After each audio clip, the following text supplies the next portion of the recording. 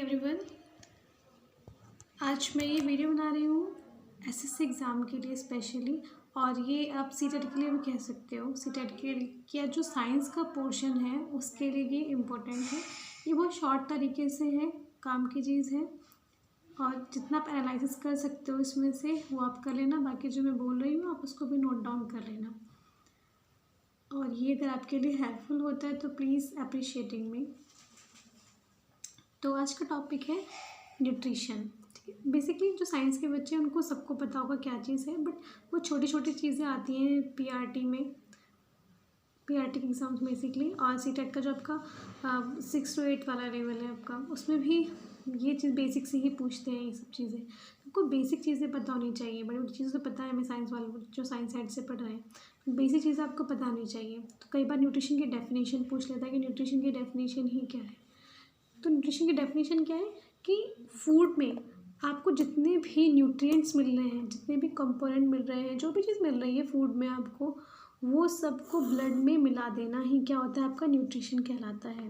ठीक है, फूड में जितने भी आपको न्यूट्रिएंट्स मिल रहे हैं उन सबको ब्लड में मिक्स कर देना क्या कहलाता है, आपका न्यूट्रिशन कहलाता है। अब न्यूट्रिशन का काम क्या होता है, क्या न्यूट्रिशन हो क्यों रहा है शरीर में, हमारे बॉडी में क्यों हो रहा है इसका, क्योंकि इसके 3 एम है कि इसको 3 चीज़ अपनी पूरी करनी है। एक तो इसको एनर्जी बनानी है, इसको बॉडी बनानी है इसको, और इम्यून करना है।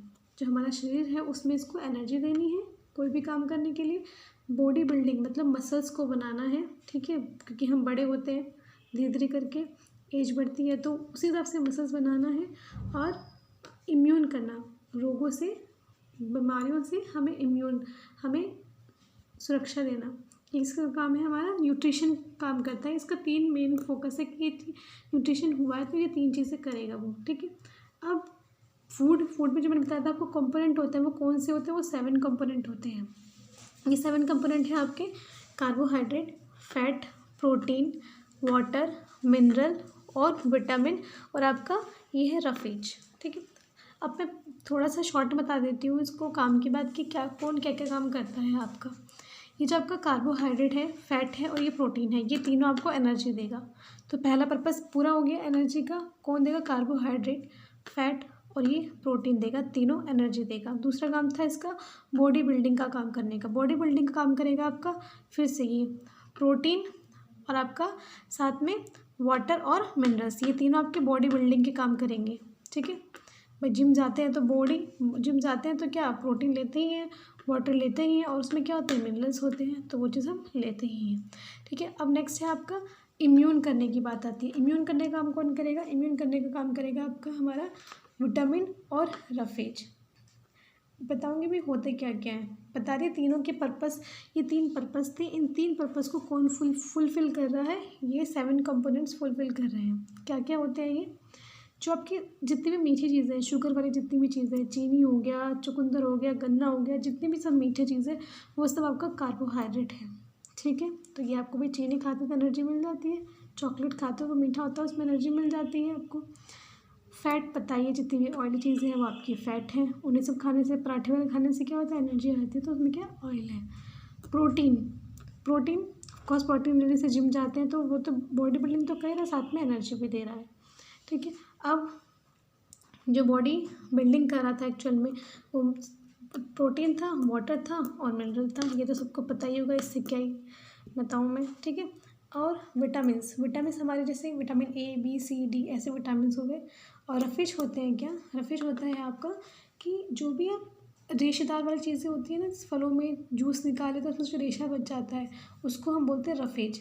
ये इसका बहुत इंपॉर्टेंट रोल है। तो इम्यून तो करता है, साथ में साथ ये करता है पानी को शरीर में रोक के रखता है ताकि पानी की कमी नहीं होती। जो भी हम खाना खा रहे हैं, फ्रूट्स ले रहे हैं, उनमें से पानी को स्टोर करके ये रखने का काम करता है, उसको बोलते हैं रफेज। ये रेशे होते हैं, फलों और सब्जियों के रेशे होते हैं, जैसे कि साग में डंठल का काम होता है। ठीक है, ये सब क्या रफेज है ये सब। ओके, अब इसके आगे का मैं आपको इसमें दिखाती हूँ। ये है ये जो कंपोनेंट है आपके, जो 7 कंपोनेंट है, इसके बारे में थोड़ा बहुत डिस्क्राइब करके पढ़ लेते हैं, क्योंकि वो ऐसी चीज़ें पूछेगा आपसे। तो पहले हमने पढ़ा क्या? कार्बोहाइड्रेट पढ़ा हमने। ठीक है, कार्बोहाइड्रेट, इसका पहले फॉर्मूला ले लो। क्या है फॉर्मूला इसका, जो कि हम सब जानते हैं, मैंने कहा था जितनी भी शुगर होती है उसको कहते हैं, तो C6H12O6 हो गया आपका। इसका रेशो भी देख लेते हैं, इन सबको भी 6 दूनी 12 और ये 6 कम 6, तो कितना आ गया रेशो, 1:2:1। फिर 6 से कट करोगे ना इसको, तो 1:2:1 इसका रेशो आ गया, क्योंकि ये पूछता है सिर्फ इसलिए। वही चीज़ मैंने यहाँ पर आपको प्लॉट करके दी है कि बस आपको बस इतना ही ये फ्लो डायग्राम याद कर लेना, हो जाएगा आपका काम इस चैप्टर से अगर आया तो। क्या देगा ये, एनर्जी देगा। पहले स्टार्टिंग में भी बताया था मैंने कि ये आपको एनर्जी देगा, ठीक है। एनर्जी देगा, कितनी एनर्जी देगा पूछता है, कितनी एनर्जी देगा। 1 ग्राम से 4.2 किलो कैलोरी एनर्जी देता है। 4 भी याद रखोगे तो चलेगा, कि पॉइंट्स में थोड़ा ऊपर नीचे दिया हुआ है सब जगह।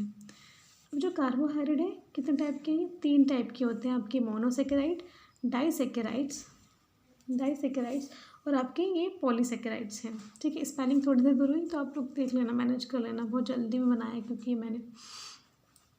मोनोसेकेराइड्स जिनको नहीं पता है उनको भी थोड़ा बता देती हूँ, ठीक है। मोनोसेकेराइड्स जो है वो आपके वैसे कार्बोहाइड्रेट हैं जिसमें केवल 1 शुगर होती है, ठीक है। डाइसेकेराइड जिसमें केवल 2 शुगर होती है, और पॉलीसेकेराइड जिसमें 2 से ज़्यादा होती हैं। नाम से पता चल रहा है ऑब्वियसली इनके। अब जो मोनोसेकेराइड्स हैं उनसे देख लेते हैं। इसमें आता है जो मोनोसेकेराइड्स, जो आप बेसिकली हर जगह देखते हो। क्या क्या देखते हो आप, ग्लूकोज देखते हो। हम मोनोसेकेराइड वो है जो आप ईजिली सब चीज़ देख लेते हो। ग्लूकोज हमारे घर में भी रहता है ग्लूकोज, ठीक है। फ्रैक्टोज फलों में मिलेगा, फ्रैक्टोज देखो नाम से भी है, फलों में फ्रैक्टोज, फ्रूट में फ्रैक्टोज। ग्लैक्टोज और ये राइबोज, जो हम डीएनए आरएनए पढ़ते हैं ना, डीएनए आरएनए, उसमें कौन सी शुगर होती है, राइबोज शुगर, तो उसको बोलते हैं हम डीएनए आरएनए वाली शुगर। 4 मोनोसेकेराइड याद कर लो, ये बहुत इंपॉर्टेंट है, दोबारा कर लेते हैं। ग्लूकोज हमें दिखती है इसलिए, फलों में फ्रैक्टोज दिखती है, ग्लैक्टोज दिखती है, और उसके बाद जो हमें डीएनए आरएनए दिखती है राइबोज, ठीक है। डाइसेकेराइड इन्हीं मोनोसेकेराइड से मिलकर बनेंगी डाइसेकेराइड्स। पहले लिख लेते हैं कौन कौन सी है। सुक्रोज है, लैक्टोज है और माल्टोज है। सुक्रोज यानी कि जो आपकी चीनी वाली होती है वो सुक्रोज हो गई। लैक्टोज जो दूध में मिल रही है, और जो माल्टोज है आपकी वो मीठी चीज़ों में ही मिलेगी, ठीक है। अब ये किस सब में ग्लूकोज तो मिलेगा ही, क्योंकि भाई कॉस मीठी है तो ग्लूकोज तो मिलेगा ही। सुक्रोज में एक अलग से जुड़ जाता है फ्रैक्टोज, ठीक है। लैक्टोज में जुड़ जाता है लैक्टोज, और माल्टोज में जुड़ जाता है दोनों ग्लूकोज। तो जी ग्लूकोज है, ये ग्लैक्टोज है, ये ध्यान रखना। लैक्टोज में ग्लैक्टोज और ग्लूकोज, ग्लूकोज तो सभी में ही है, साथ में ग्लैक्टोज भी है, और ये दूध में मिलती है लैक्टोज, ठीक है।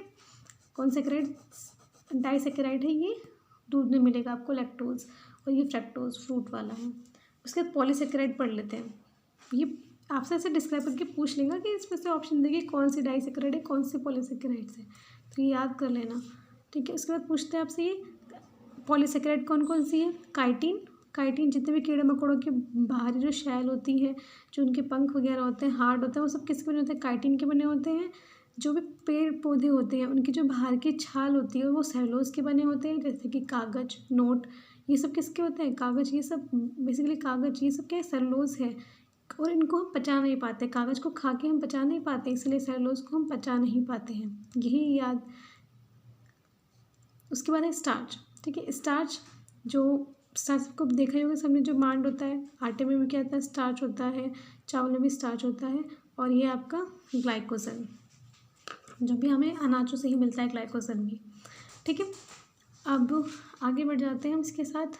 हाँ भाई, थोड़ा सा इसमें इम्पोर्टेंट है एक चीज़, ये चीज़ स्टार्च को स्पेशली कभी कभी पूछ लेते हैं कि आयोडीन का टेस्ट करने के लिए भी स्टार्च का यूज़ करते हैं, क्योंकि जब स्टार्च और आयोडीन को मिलाया जाता है तो वो कलर चेंज कर देता है, कुछ purple, blue, black something colour change कर देता है। तो यानी कि स्टार्च किसकी जांच कर रहा है, आयोडीन की जांच कर रहा है स्टार्च, ठीक है। और स्टार्च से और क्या रिलेटेड चीज़ आती है, हाँ, जो भी हमारा अनाज होता है, जैसे कि हम आटा पिसवाते हैं तो जो चोकर निकालते हैं छान के, ठीक है, वो क्या होता है हमारा, वो होता है हमारे स्टार्च। बाहरी परत किसकी होती है, यानी कि अनाज की स्टार्च होती है, और अनाज के अंदर जो क्या होता है वो कार्बोहाइड्रेट होता है। तो इसीलिए कहते हैं कि चोकर को इतना फेंकना नहीं चाहिए, क्योंकि उसमें हम स्टार्च फेंक देते हैं सारा का सारा, ठीक है। अब उसके बाद पढ़ लेते हैं फैट का काम भी क्या था, एनर्जी देने का काम था। इसके 1 ग्राम से कितनी एनर्जी निकलती है, 9.3 किलो कैलोरी, यानी कि सबसे ज़्यादा एनर्जी कौन देने वाला है, फैट देने वाला है। फैट में कौन कौन से टाइप है? फैट है, ग्लिसरॉल है, नाम भी इसका फैट है, एग्जाम्पल भी फैट है, ग्लिसरॉल है, फैटी एसिड है। ये सारे क्या है? ये सारे एस्टर हैं, यानी कि एस्टर यानी कि कार्बनिक है। अब साइंस साइड वाले समझ पा रहे होंगे, जो नॉन साइंस साइड से हैं वो ये समझे कि याद कर लो एक्चुअली इसको, कि ये क्या है? सारे हमारे सारे आपके कार्बनिक पदार्थ हैं, एस्टर कहलाएंगे ये, ठीक है। और इसमें कुछ नहीं है, इसमें से कुछ नहीं ज़्यादा पूछने वाला है, ठीक है। अब आता है प्रोटीन, ठीक है। प्रोटीन ये भी क्या एनर्जी का ही काम कर रहा था। कितनी एनर्जी देगा ये? 1 ग्राम के जले से 4.3 किलो कैलोरी एनर्जी देगा। सबकी डिटेल याद कर लेना कि कौन कितनी एनर्जी दे रहा है, ठीक है, कौन कितनी एनर्जी दे रहा है। इसमें कंपोनेंट कौन से होते हैं? CHON। इसका स्पेशली क्यों लिखा है? क्योंकि इसमें N एक्स्ट्रा है, इसलिए नाइट्रोजन, अगर किसी में पूछता है कि नाइट्रोजन पोषक पदार्थ यानी कि नाइट्रोजन न्यूट्रिशन किस में होता है? वो प्रोटीन में होता है, ठीक है भाई। इसके लिए 2 बीमारी बहुत इंपॉर्टेंट है जो पूछता है। इसकी कमी से, प्रोटीन की कमी से 2 बीमारी हो जाती है, मरस्मस और क्वाशियोकर। ये प्रोटीन हर किसी को मिले ऐसा ज़रूरी भी नहीं है, थोड़ा रेयर ही मिल पाता है ना, इसके लिए अलग से हम सोर्सेज लेते हैं प्रोटीन के। तो इसलिए इसी की कमी से रोग दिखा रहा है। फैट तो जनरली मिल ही जाता है हमें, कार्बोहाइड्रेट भी मिल ही जाता है हमें, मीठा खाने को मिल जाता है, आलू मिल जाता है, कार्बोहाइड्रेट भी, ठीक है, लेकिन प्रोटीन हार्डली मिल पाता है। तो इसीलिए इसकी कमी से हो जाता है मरस्मस और क्वाशियोकर। ये 2 बीमारियाँ रट लो, CTET में तो फेवरेट बन गया, और मे भी SSC में भी पूछ लेगी। तो मरस्मस और क्वाशियोकर बीमारी किससे हो जाती है? प्रोटीन से हो जाती है। अब कुछ प्रोटीन से कहाँ कहाँ मिलती हैं, ठीक है। जो हमारे, एक मैंने लिखा नहीं है यहाँ पे, आप लोग नोट कर लेना। मांसपेशियाँ जो मसल्स है उसमें मायोसिन प्रोटीन होता है, ठीक है। दूध में केसीन प्रोटीन होता है। गेहूँ में ग्लूटामीन होता है, गेहूँ ग्लूटामीन, ग। ब्लड में ग्लोब्यूलिन। कीट में कैरोटीन, कीट में कौन सा है? कैरोटीन, ठीक है। और कैरोटीन प्रोटीन साथ ही साथ हमारे नाखून, बाल, उस कैराटिन कराते हैं ना, कैराटिन, तो वही कैराटिन है ये, तो वही कैरोटीन प्रोटीन भी मिलता है इनमें, बालों में, नाखूनों में, ठीक है। अब आपकी ये चीज़ इतनी हो गई है, ठीक है। अब हमने कहाँ तक कर लिया? ये हमने प्रोटीन तक कर लिया है ना। कार्बोहाइड्रेट, फैट, प्रोटीन, ये 3 निपटा लिए। वाटर तो निपटाने की ज़रूरत नहीं, वाटर तो सबको पता है, जल है ये इसमें, ठीक है। और ये है आपका मिनरल्स वाला, मिनरल्स और विटामिन, और आपका ये रफेज, ये मैं तीनों कल करा दूँगी और ये कंप्लीट हो जाएगा चैप्टर आपका। Thank you so much for watching.